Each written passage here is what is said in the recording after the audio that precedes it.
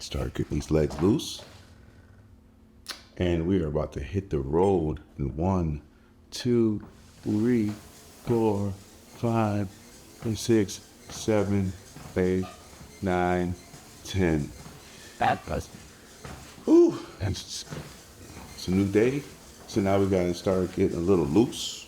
Let's get a little loose. Shake everything out. I always start a little slow.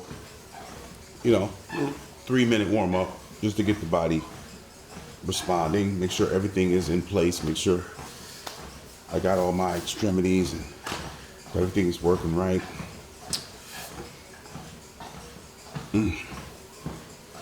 It's so funny because when the treadmill first starts, it's squeaky. Then once I get going, you don't really hear the squeak. Oh man.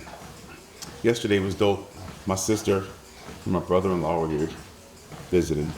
They hung out. Actually, we hung out within the last 2 days. It was pretty dope. So, yeah. Good to see family. Good to see my sis. Had some good conversations, sitting around. A lot of laughs, jokes.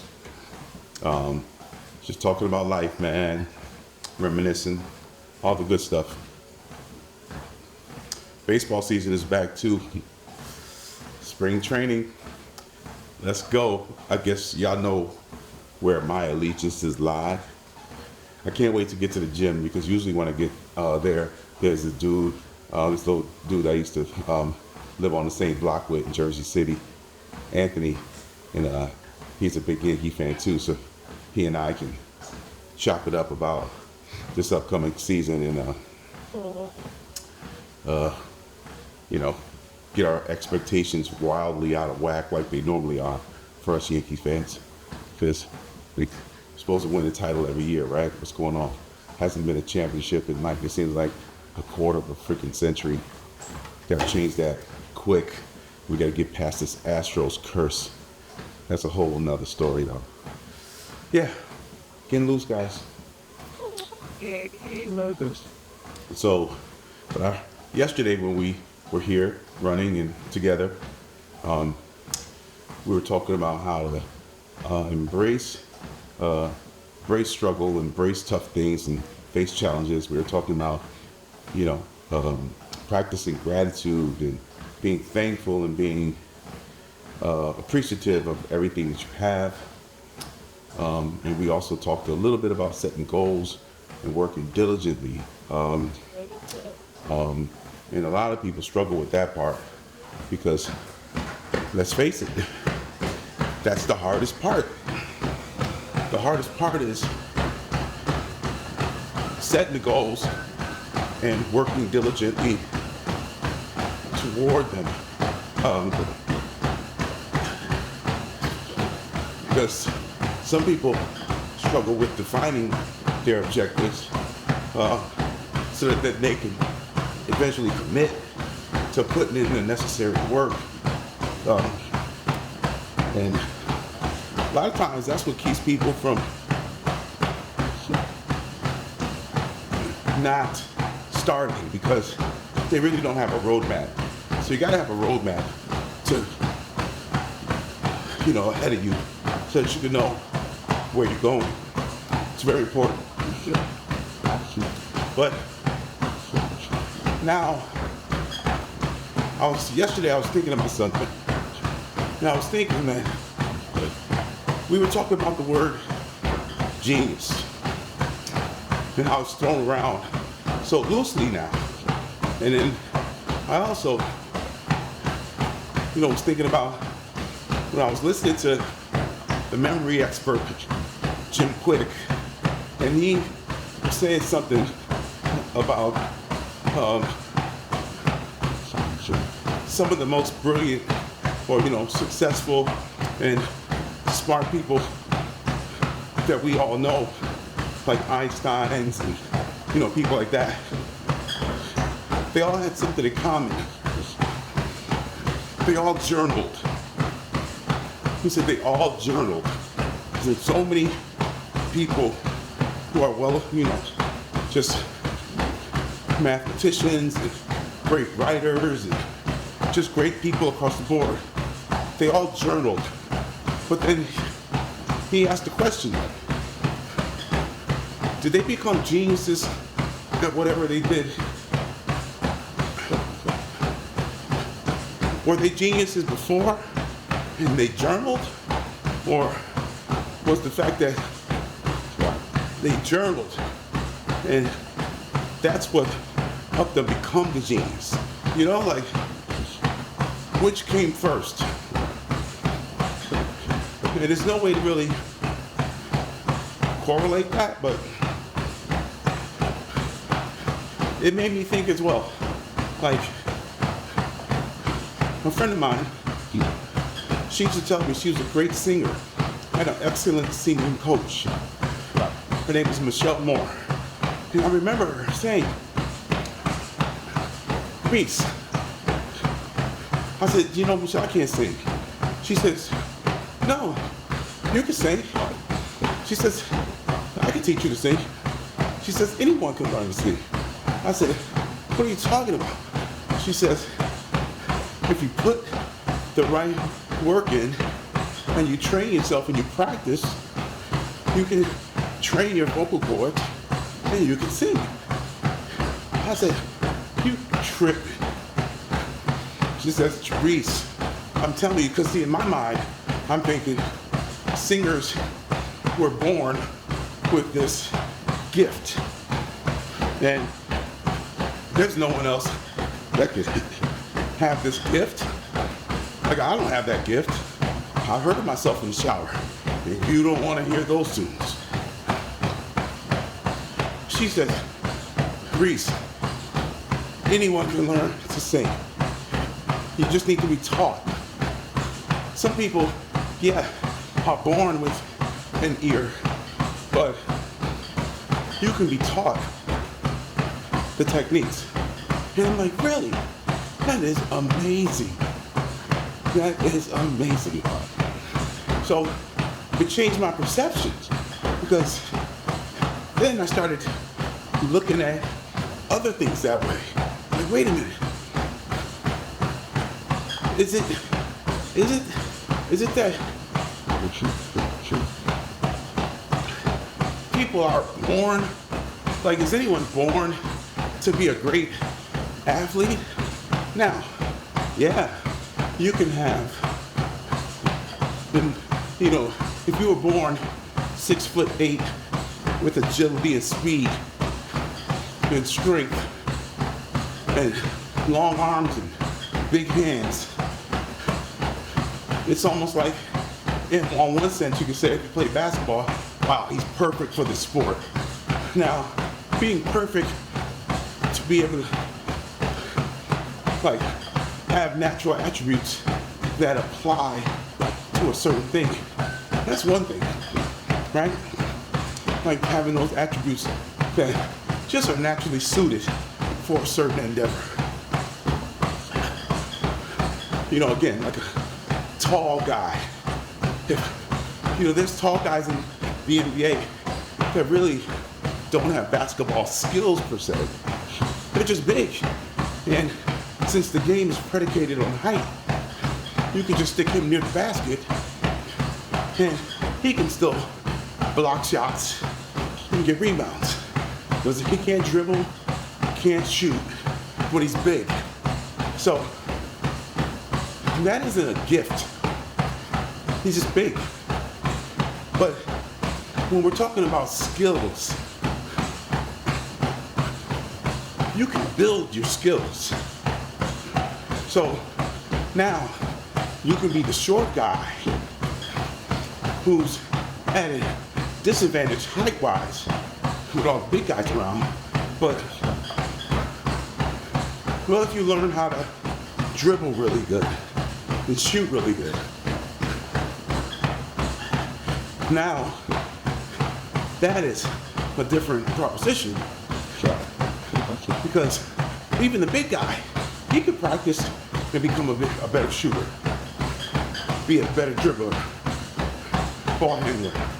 So there's a difference between, this God-given premise of certain gifts that people have versus a skill that they've practiced over and over again. And sometimes people mash them together. So they would think, well, LeBron James is, I couldn't be like him, or I couldn't play basketball on a high level like him because you don't have the physical gifts. So it's not true. You got to separate the basketball skill from his athletic prowess. You separate the two because there are, just like there's powerful, strong NBA players like LeBron James, there's skinny dudes like Kevin Durant, who is not powerful, but he's equally as effective. Why? Because he's worked on his skills. No one is born and could just shoot a basketball. You learn how to shoot a basketball. I'm just using basketballs, premise here. So I remember when I tried to make my first basketball team in high school, in 9th grade, and I got cut. And I thought I was pretty good. Certainly better than a couple of stiffs that he kept on the team that year. But I was young, new, and back then, it was almost like they tried to make you play JV before you hit the varsity. So, and that's not me. I wasn't trying to play for the junior varsity team. I wanted to play varsity. Got cut. It's like, it was something that was pretty wild for me because all my friends that I hung with, most of them got picked. So, they kind of messed up our little friend circle, but we all still hung out though, to some degree. But they were going, good team. And so, I spent the next calendar year playing ball all the time, working on my game. Mostly my shot. I was already fast, and I wasn't like cock diesel, but I wasn't like weak. So I could hold my own against most people my size. I didn't have a problem. So what I did was I just decided to just shoot all the time. And I used to go to the park by myself and shoot hundreds and hundreds and hundreds of jump shots. Probably should have been working on my ball handling a lot more, but that's a whole other story. But I would shoot and shoot and shoot and shoot till wee hours in the morning. Rain, everything. Outdoors. I was really good at judging the wind too. So that when I went inside to a gym in a controlled environment, my jumper was pretty reliable. I was shooting, and this is before, obviously, any way, iPhones and Apple Watches to track progress. But I used to keep track in my head how many makes and misses I had. So I would shoot like 100 to 200 jumpers. And I would shoot them in 100 like sets. And my goal was always to hit at least 65 to 70 of them, like threes. Because I figured that with nobody guarding me, I should make, with no one guarding me, by myself, I should make 3 out of 4. I was trying to make 3 out of 4. Because nobody was standing there. So now it's just about form, follow through, my stance, keeping the elbow in, all those things. Right? And in my mind, I figured, well, if I can hit about 3 out of 4 out here by myself, then in a game with a lot of this muscle memory and just being able to get the ball and put it up without even thinking about it from long range. In a game, I should probably, that'll keep me in the like 40% range. You know, when I'm in a hot streak, I'm in the high 40s. If I'm in a shooting slump, I'm still around 40, which is great for shooters. If you're shooting 42, 43% from 3, man, you're gonna be on any team, trust me. And that's what I did. So the next year, I tried out, I was way better, and I made the team, and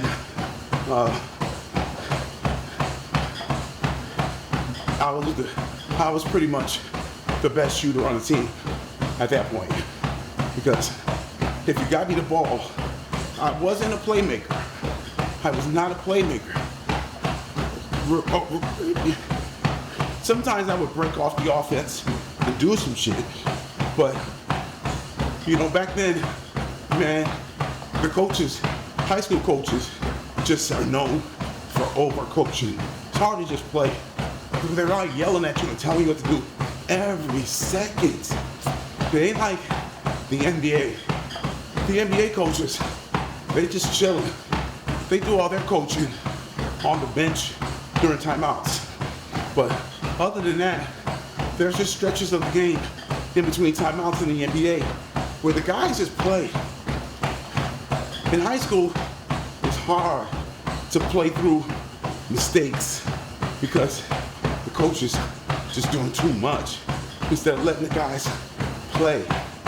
Now, certain guys, the favorites, get to do whatever they want. Everybody knows that. I'm just talking about the reserves. All the rest of us who are like, they're not running the offense through, they're not drawing up any plays for me. So I had to get in where I fit in, but that was cool. So I started getting good at finding how to bring value to the team. And that's what we're talking about today.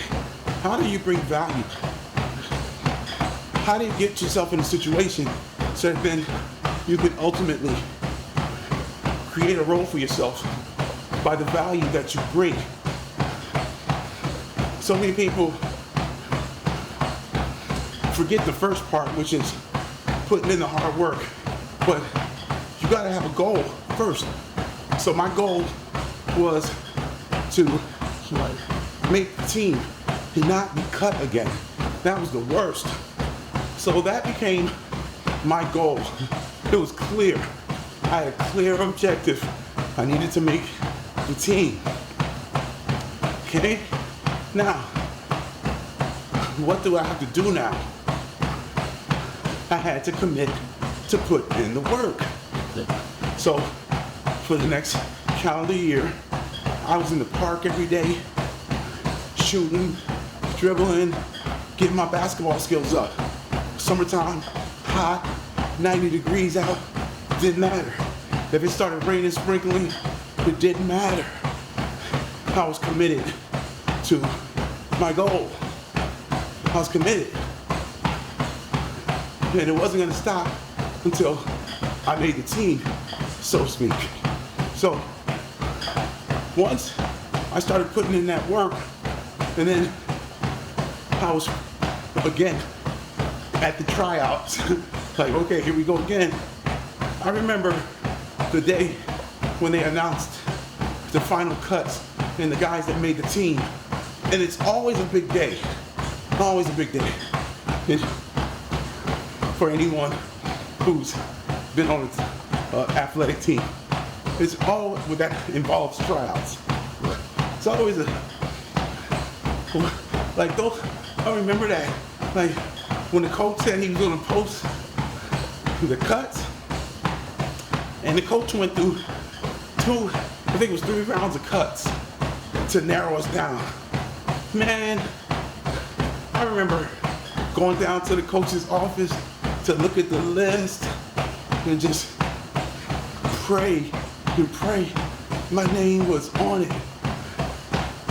The anxiety, the nervousness, I mean, every step was like, you knew you were either walking into your future, walking into what you want, or you're gonna be going to a science class that you don't want to go to anyway, but you're gonna be going in there now with a broken heart and disappointment. Oh my God, like, you don't understand. It was like walking to death row or some shit. Like, what? What's gonna happen? My name's gonna be on the list. There was so much anxiety. And then when you get close to it, it's almost like slow motion when you're walking down the hallway. And like they had this long hallway where the coach's offices were. And the basketball coach office was like halfway down. So you see all these doors and you look and you see that piece of paper hanging from his door. That's what he would do. He would just hang that joint, tape it to the door outside his office. He walking down that hallway, and it's like those crazy movies where there's a long corridor, and then they zoom out the shot. They play that visual effect where the hallway might be, 30 feet long or something. They make that joint look like this, 100 feet long, and it goes off into infinity, some dark space at the end. You're like, oh Lord, what am I doing? That's what it's like. Then you look, and you get closer and closer. It's like that the Spike Lee shot. I felt like I was on a dolly on a cart, and I was just gliding down the hallway, looking scared. Like, oh no, because this part is out my hands. I did the work. I was in the park. I was doing it. It all runs through your head. You're like, yo, but Reed, you did it though. You're better now. You were better than those dudes in the gym. You're certainly one of the best 15 kids in the school playing basketball. You got this. Try to talk yourself up. Like, yeah, you got this, kid. Then keep walking down. It's in slow motion. You get closer and closer, and like you just walk up. It's like you walk up straight, and then it's kind of like you see that piece of paper on the wall, and then you get to it. It's like you walk up to it, and then you turn real slow, and you looking at that joint, and then you look at the top, and you start scanning down the page. Basketball trials. Final cuts. You go down the list and you start seeing names. I saw my boys. I saw Sean. LaShawn Nathan, he was the best player. LaShawn Nathan, Herman Humphries, Leon Washington, Vernon Searles, Jerome Davis, Gerald Moore. Yo, I'm going down the list. I'm like, oh my God. What is going on? Carl Hunter. I'm like, where's my name? Like, you don't even know whether or not. It could be in alphabetical order or some shit. I could have just skipped down to the R's if he was going my last name or I don't know, first name. But I'm going down the list. And then you finally see your name. What a moment. Because the feeling that you get when you accomplish that goal, you achieve that goal, you're not even thinking about what that means now at this point. You're just happy you met that goal. You feel a sense of accomplishment. You feel great about yourself because you knew you earned it. Especially when you're doing something that you failed at. Life is about embracing those failures. There's no person on this earth that's successful that doesn't have many stories of failure. See, a lot of people that's stuck in their own heads right now. You believe that you're so different. Something's wrong with you. I can't do this, I can't do that. I've never done this, I've never done that. I can't win. That's only because you're saying that to yourself. It's not true. Because you're basically grading yourself on your failures. And you're not understanding that the people that win, that are successful, they have failed over and over again. Sure, there's the odd person who just walked into something through nepotism or whatever. We're not talking about those people. We're talking about most of the people, which is most of the people who had to work for whatever they have. They had to experience failure, loss, regret. They've made tons of mistakes. Only difference between them and you is that they don't let their mistakes define them. That's the only difference. They don't see failure as a bad thing. Successful people see failure as a marker to know whether or not to go forward with this. You know, is it a fool's errand, or is it something minor that doesn't mean anything, or something major? They're able to parse this, they're able to process this information where they don't take it personal. And that's just saying that people don't have feelings, but my feelings were hurt when I got cut. I was like, yo, you kidding me? But you know how many guys got cut? Oh my goodness. A lot of them. And you know how many showed up the next year to try again? Not many of them. I was one of the few guys that came back stronger and better. That's why you have to have in your mindset that you're gonna have to work for whatever you get. No one's gonna give you anything. I was one of the few guys that came back. I took it as a challenge. I took it as a slight. I was like, yo. And it's not like the coach, he was like Bob Hurley Sr. or something, like a Hall of Fame coach, like this great basketball mind. It was a regular school. I could see if I was trying to make East High or Franklin. All my friends played for those teams. In Rochester, you had to play for the team in your neighborhood or in your district. So I wanted to go to Franklin, but it was on the whole other side of town. was no way to get there. My mom couldn't get me back and forth. I wanted to go there. Inner city school. Most of my friends played on their team, and I played with all them at the rec center all the time on North Street. So I knew I could hoop because I was already hooping with the city's best. Terrence Mitchell, Andre Green, LaShawn, Nathan, Herman Humphreys, Carl Hunter, Al Babers, Art Long, John Wallace. Y'all know who he is. Yes, dude on the Knicks.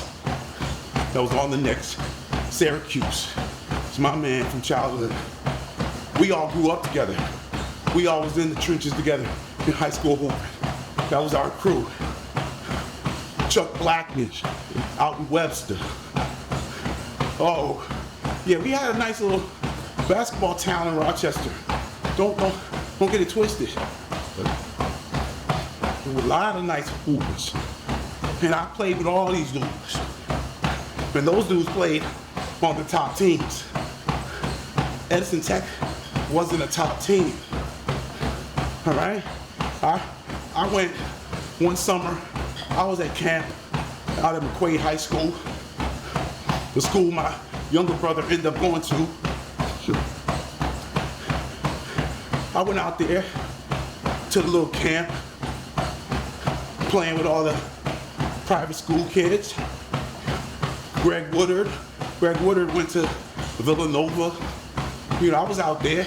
Glenn Taggart, you know, all those privileged young dudes whose parents had money to pay for their school and go to that top basketball school so they can get taught by one of the top coaches.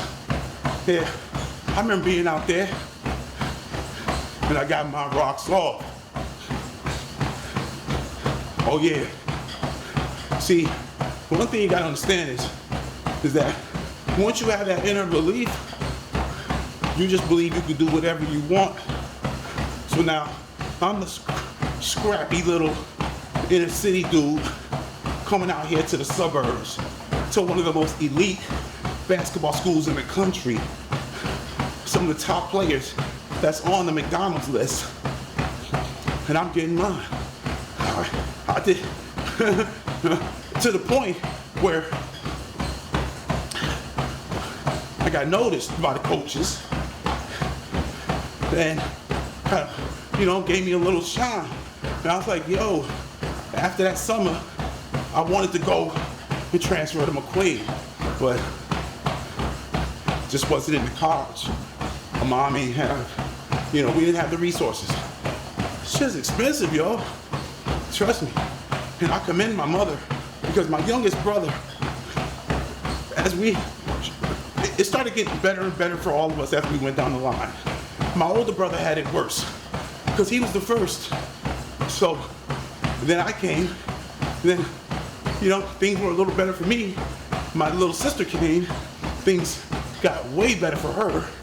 And my little brother, things were awesome for him because he was able to go to McQuaid and all that good stuff. See, I was stuck in the city my whole childhood. My little brother was able to experience that there was another world outside of the hood.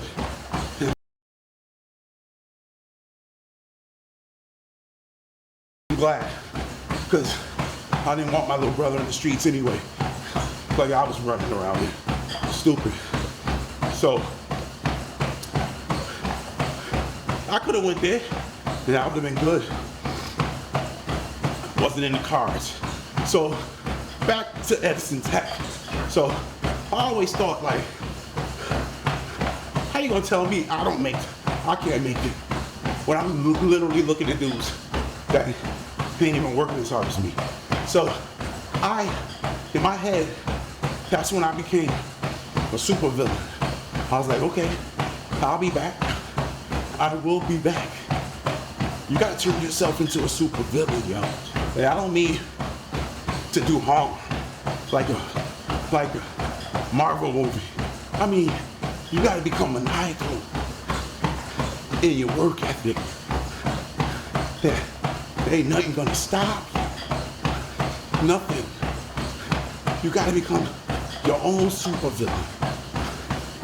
Put all those chips on your shoulder and say, what? You ain't gonna put me on the team? All right. And then go back to the gym and hit that heavy bag. So your fists are like stone. Then come back. I used to come off the bench at first in high school. And then when I was getting the game, the teams, they didn't know who I was, so they didn't game plan. So when I would come in a game, usually what would happen was, as soon as I got the game, Sean and Herm and Carl, since we all played together all the time,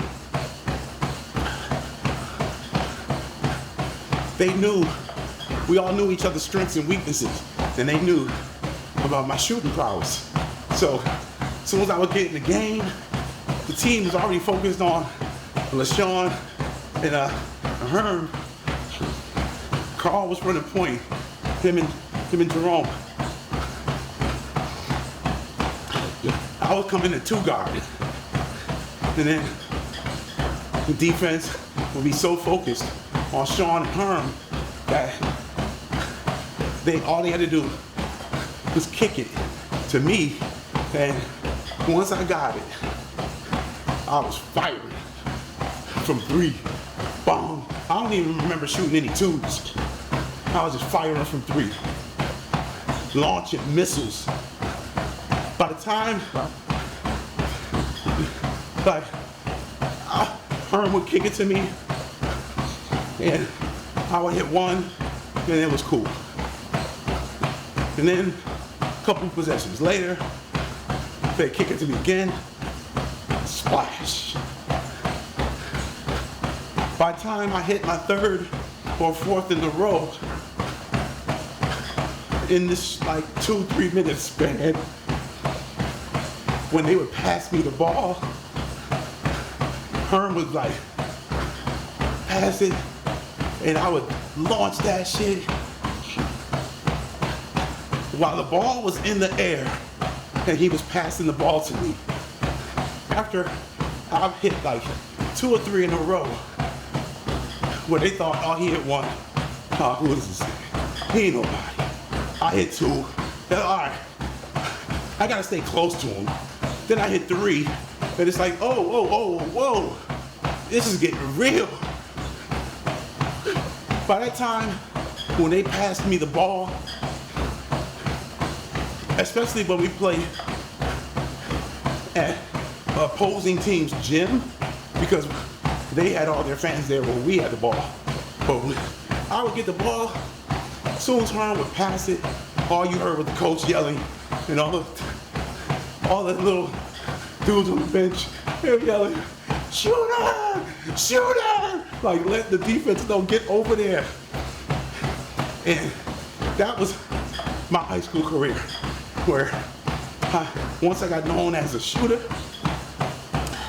that's all I used to hear. Shooter, get on him. And I was just like, splash.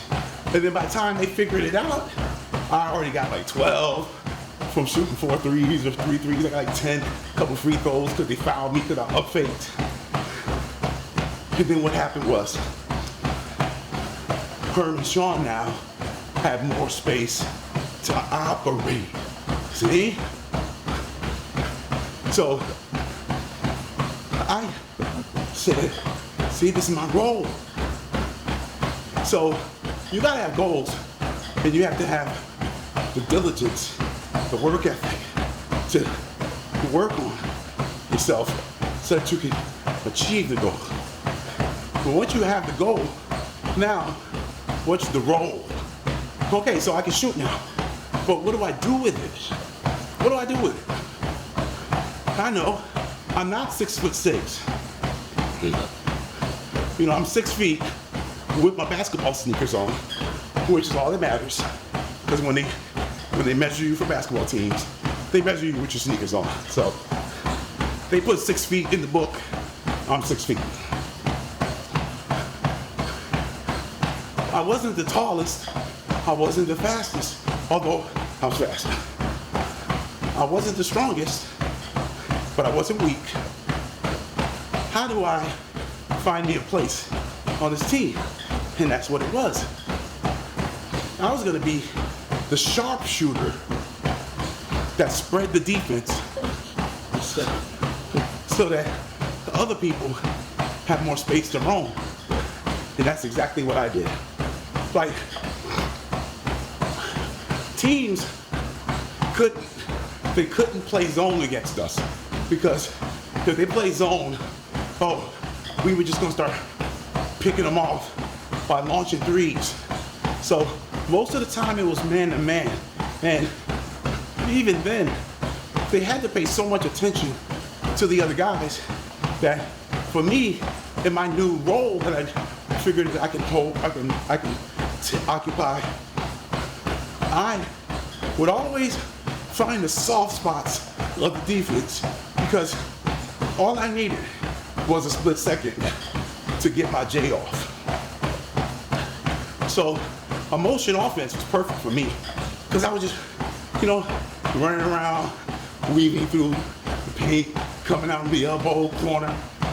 I would always find the spots because I knew how Sean and Herman liked to operate. So I had a defined role now. And now I just needed to star in it. See? So first I had to set the goal and the objective. Then I had to start really, really working hard. I spent all summer working hard.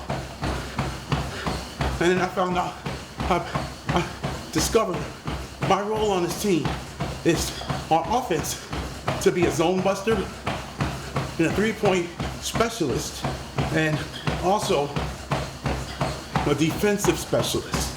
So I did both. So I always found a way to be valuable. So on offense, I was a zone buster. On defense, usually the coach put me on the other team's top scorer. So check this out. See, this is how it works. I had tremendous work ethic. So even Sean and Herm, they played defense, but I played defense. Like, I was playing 94 feet defense. No lie. I had no problem crouching down and trying to lock a dude up, period. Especially once I saw his game, it was a wrap. I saw how he dribbled, which way he liked to go. And I was very agile and good with my feet. So I didn't even have to play defense with my hands. I could move my body and be in position. And when a defender does that, it makes it really hard. So you don't collect a lot of fouls when you're not using your hands. I took a lot of charges covering for my teammates. So when I played, I looked at it like whatever the guy I'm checking, whatever his average was scoring, my job is to keep him below that, as far below as possible. And every point I could shave off that average, I looked at it like I scored. Here's a little boy math for you. So if I go in the game and score 12, and then this guy's averaging 20, 25, and I hold him to 16, 10 points or 9 or whatever below his average, I add that to my score. So if I had 12 and I held him 10 points under his average, I scored 22. And that was the way I gamified the game. It was a game within the game for me. It's almost like a soccer goalie, because I used to play soccer too when I was young. You know, I was a very good goalie, and we had these two Chilean kids that had just come here from South America, and they brought soccer with them. And they was in our little black neighborhood.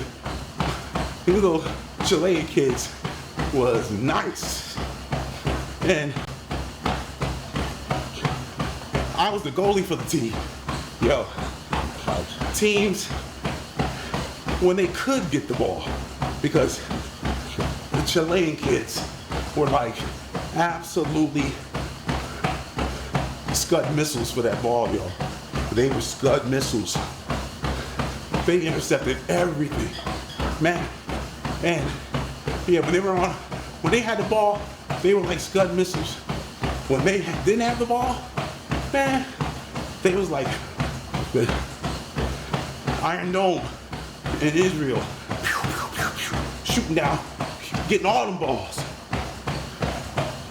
I'm telling you, it was amazing to see, especially from my vantage point being in the goal. I didn't get much work, but when I was called into action, I used to make all the saves. I think I took my basketball agility into the game of soccer.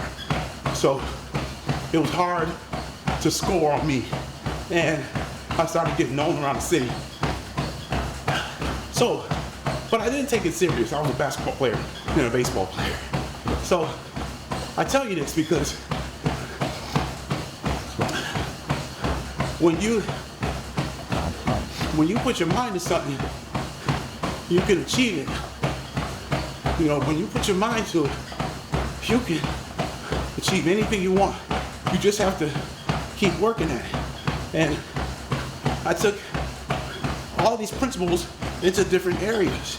You know, in basketball, I just told you, if I kept the leading scorer under his average, those are my points now. And when I play soccer, if I got to save, that's my goal. You heard? And that's how goalkeepers look at it. Because scoring is at a premium in soccer. You get a save? What? You get a save? That's as good as a goal. So, guys, you gotta hack your own brain, hack your own process, come up with new ways of inspiration and motivation so that you can keep going. Because you need an adversary, but what you don't need is for that adversary to be yourself. You don't want to fight that inner battle with yourself. Y'all should be working as a team. Your subconscious and your conscious should be working together. You're supposed to be telling each other, yo, we can do this. Let's go. All we gotta do is do this. We gotta put together a plan. You should be doing that. Why you're not doing it? It's because you're limiting yourself. Because you're not setting goals. You don't have any objectives. And you don't know what work to put in. You probably have the ability to do the work. You just don't know what work to do. So you're stuck in the mud. You gotta get out of your own head and embrace the struggle. We talk about this all the time.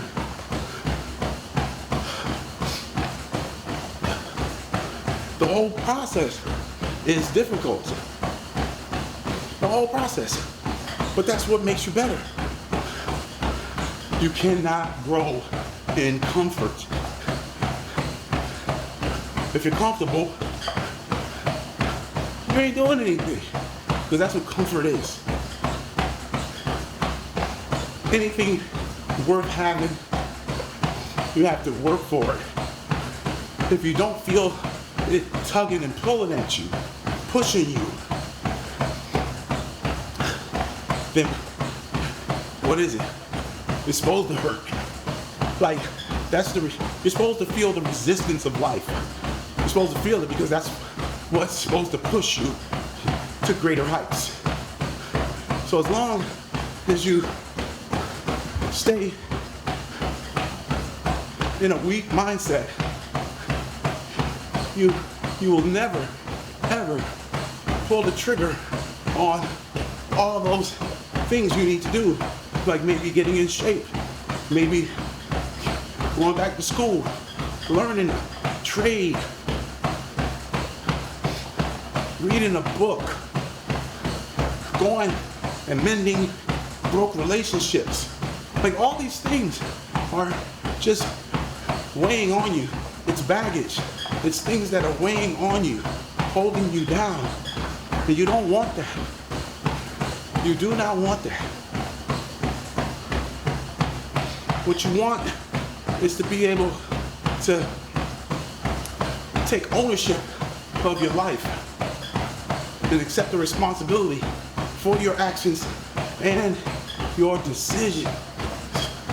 Your life is a sum of all of your actions and decisions minus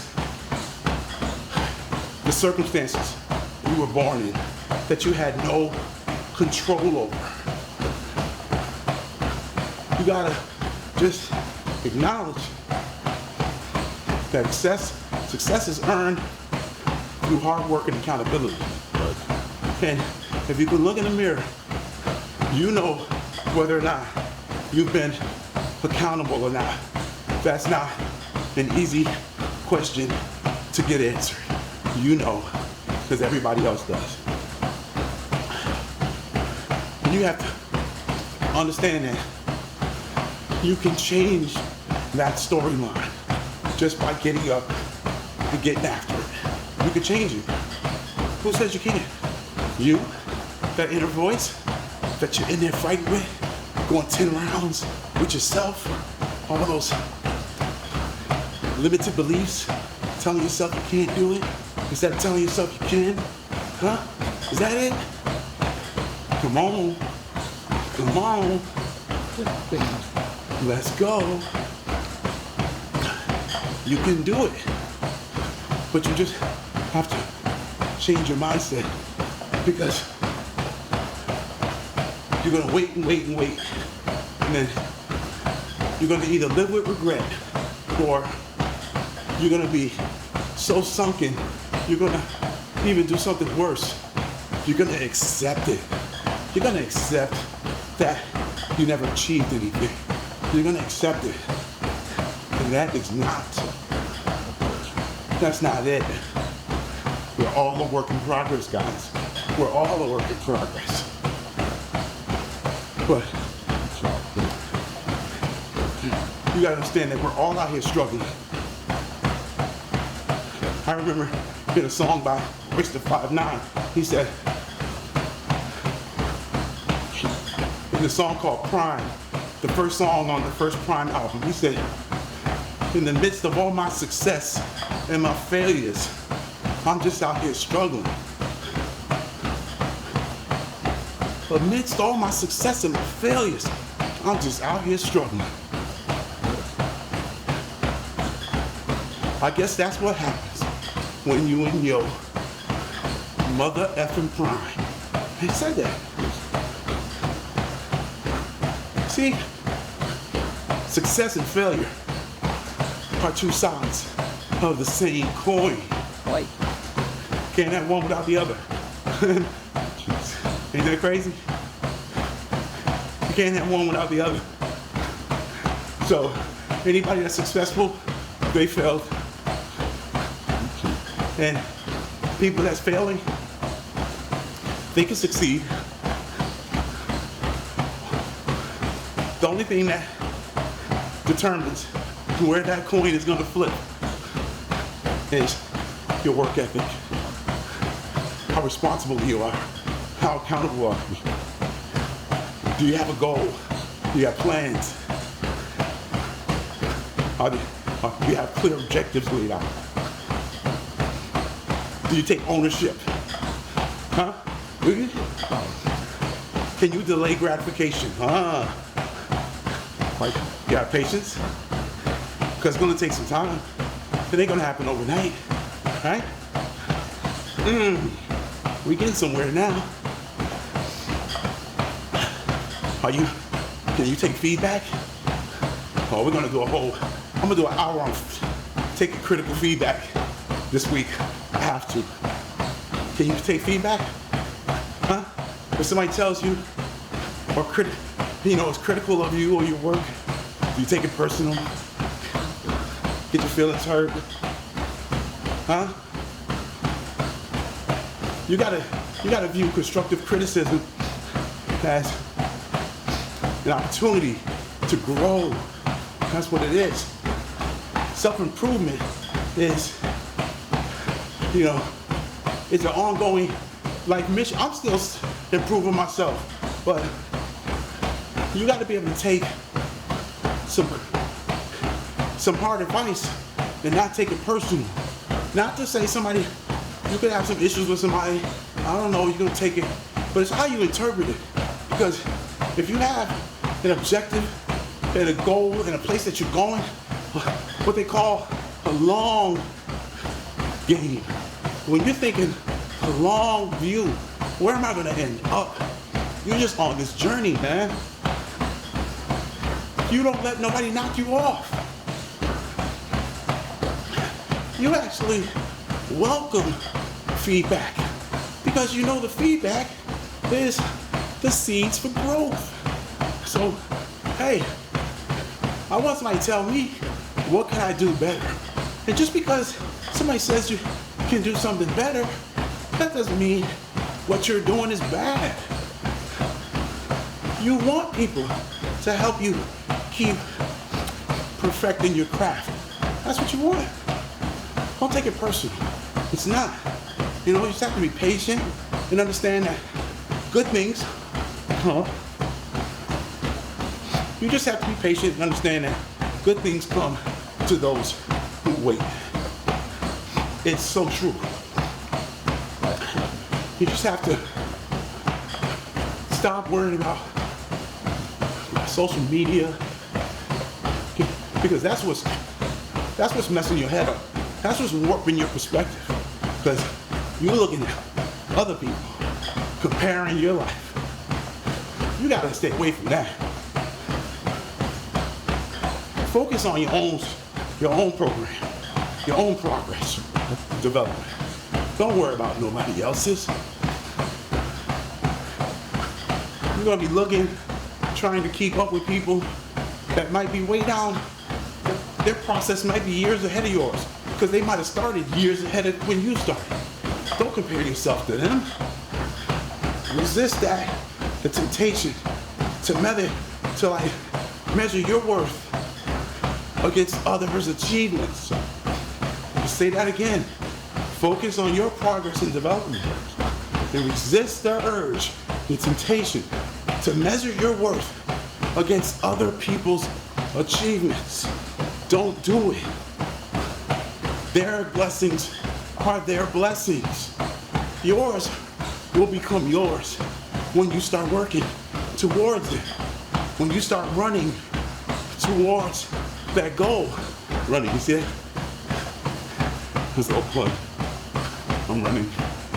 Run towards you. You understand. And then, if you're lucky enough, you get to the point where now you can start giving it back. That's what this is really all about. The hard work, all the long nights, early days. You know what it's about? It's about getting to a point in life where now you can help others get on their path and let them know through your actions and your story that you can do it too. Hey, I don't think, I don't look bad now for a 53-year-old man. I'm running, talking to y'all for a straight hour. A couple years ago, and 3 years ago, I was 60 pounds overweight. Heart issue. Well, 5 years ago, I had heart issues. I had knee issues. My shoulder was hurting. Man, I was insecure in my feelings. I'm totally on the sucker emotional side. Oh my goodness. Stressing out everybody. And now, after going into the cave, I was stuck down in the well, just like Bruce Wayne was. And he had to climb out. Remember, what was it? Dark Knight Begins, and the movie started. He had to get out of that well because he was so in his feelings. He was so lost that he didn't even want to face the world. But the only way he could come out was he had to challenge himself to climb out of that hole. And remember, he was trying, but then finally, I remember the scene vividly where he put his hand finally at the top of the well and pulled himself up.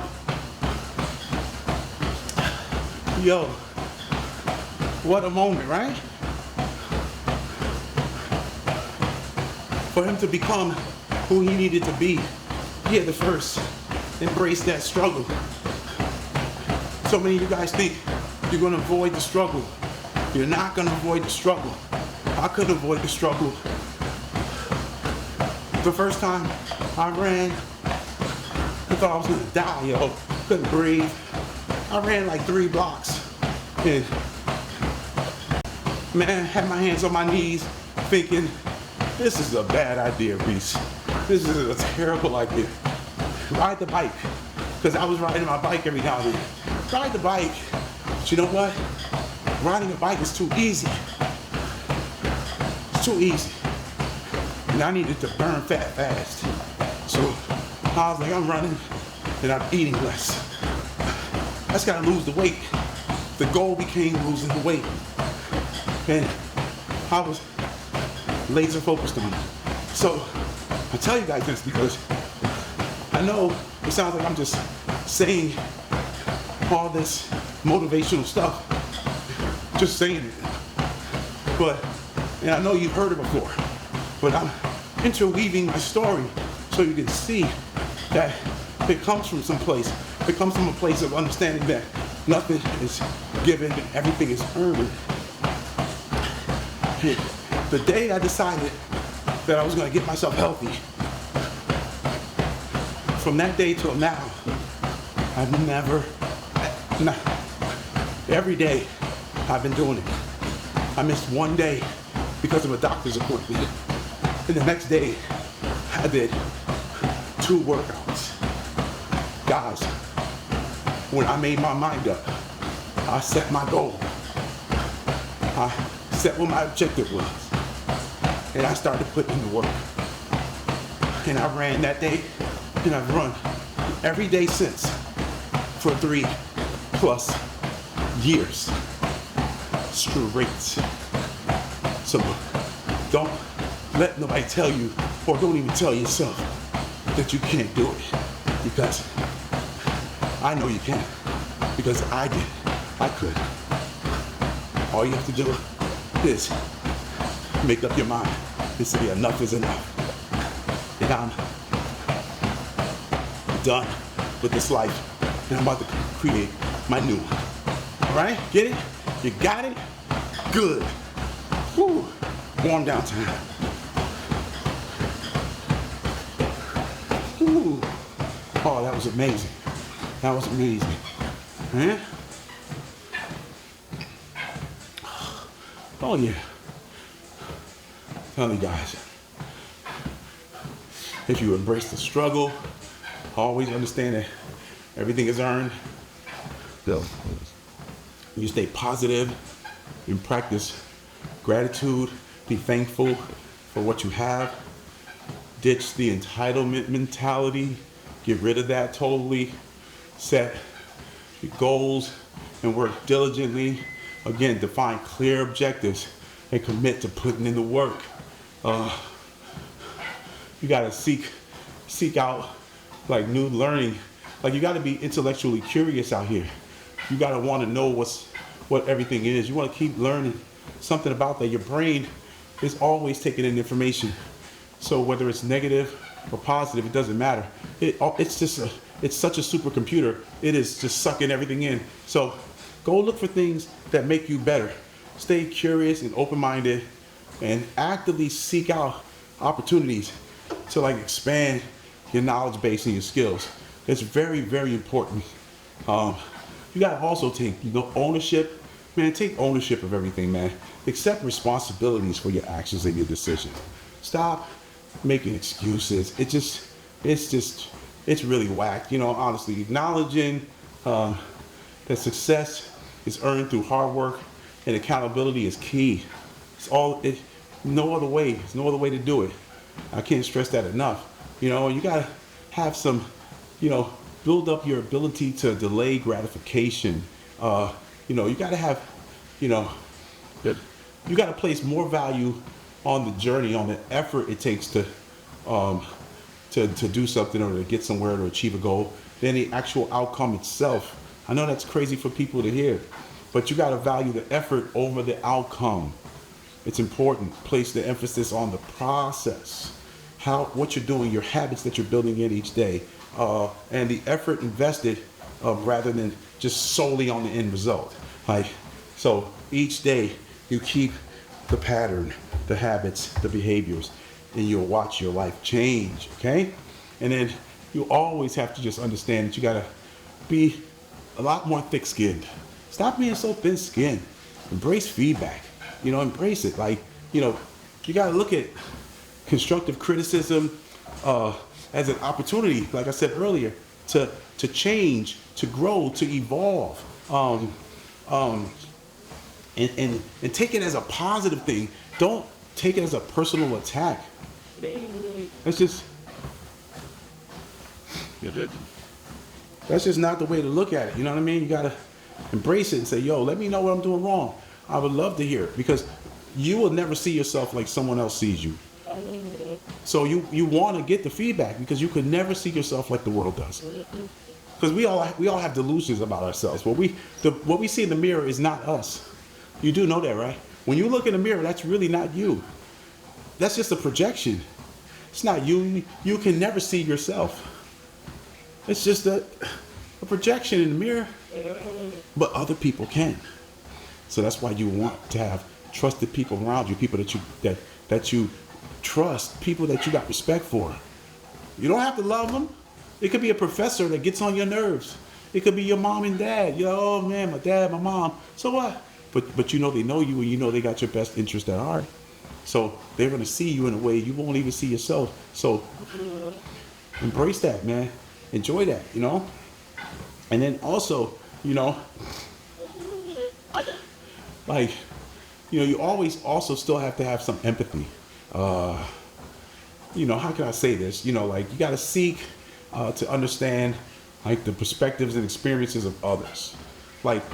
Don't make it all about you. You got to have compassion in your interactions. You got to be present. You just want to be genuine and authentic. People that walk like that and talk like that and give off that energy, man, good things happen for them. Because everybody can tell the person that's coming, and they're selfish, they're narcissistic, it's all about them, they don't care about you. Even if they're conversating with you, they're just waiting to get their word in. They ain't even listening to you. They don't care. So always, be authentic, man. Be yourself and be confident. But all that's going to come once you start putting in the work. That's why it's so important to start putting in the work, because all these things we're talking about are leaves of that one tree. The tree is the goal and the work ethic and the steadfastness. That's the tree. The leaves are having gratitude, being, having empathy, and being accountable, and all those things come because you already have the foundation. The foundation is the hard work. Everything comes from there. And then again, you got to stop comparing yourself to people. Stop trying to be the next man. Because all it does is make you resentful. It makes you hate. Now you jealous and envious. Oh, why he got that? He got that. She doing this. She doing that. That's all that means. It turns you into a hater. All it does. All that you're gonna be on social media looking at other people, hating other people because they doing what you want to do. But the only reason that they're doing it is because they're working at it. And you sitting home hating on them. That's ridiculous. That's it. Get up and get out and start doing. Stop talking about it and start being about it. Stop comparing yourself and stop worrying about what other people are doing. Mind your own business. Be on your own program. You get it? All right. And then when you are in a good place, give back. Give back. That's what the journey is about. Now you're able to go back and impart that wisdom that you gained through your journey onto others. That's what it is. You can contribute, like you can be a positive contribution to your community now and support others on their journey. See, now it's not about you anymore. You know, you recognize like your success and fulfillment is totally connected to the community you came from. So you have an obligation and a duty to go back and try to help, especially if you come from, you know, circumstances that are less than ideal, to say it very gently and lightly. And that's what you want to do. So by having all these positive characteristics and, you know, adopting these principles, you know, you can cultivate a mindset of humility because you want to be humble. You're resilient, you know, you're responsible, and you set yourself up for success both in your professional life and your personal life. It's that simple, guys. I hope today was good for you. I enjoy sharing with you because, again, I'm on this journey as well. I'm on my journey. You guys are helping me. You know, that's why I would love to see some of, you know, what you think about, you know, things in the comments. Talk to me because I'm trying to learn as well. I'm not where I want to be. I'm a work in progress, you know. So I'm just going to wake up every day like I've been doing and stay on my mission and keep going and going. And things will, you know, things will always change. The world is changing around us. Industries have changed. The creative industry I work in is totally in flux. We don't know where this stuff is going to land. AI is disrupting everything. So even I'm sitting here trying to figure out what's next. Where do I go? How do I open up other revenue streams? I got to start new businesses because the world has changed right in front of us.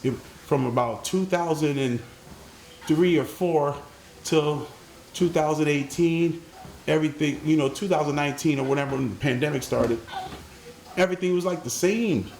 We went through the Obama years. We went through everything was the same. It was like, you know, there was an order to it all. Yeah, it wasn't perfect, but there was an order to it all. But once the pandemic hit, it was like society, there was a big reset, and everything we thought would go back to normal.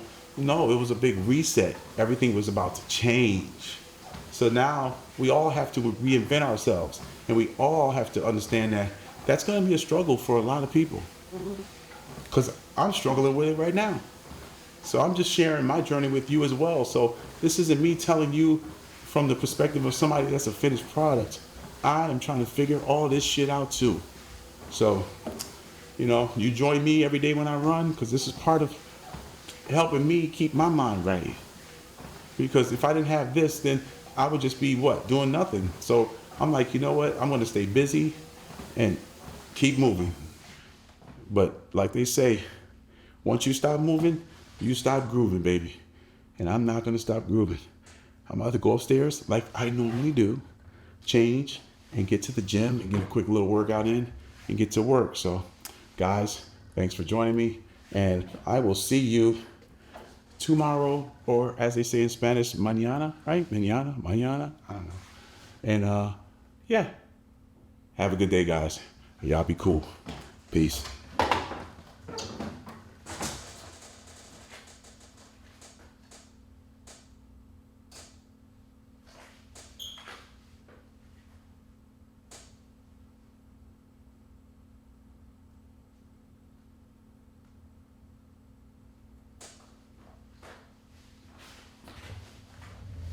Good.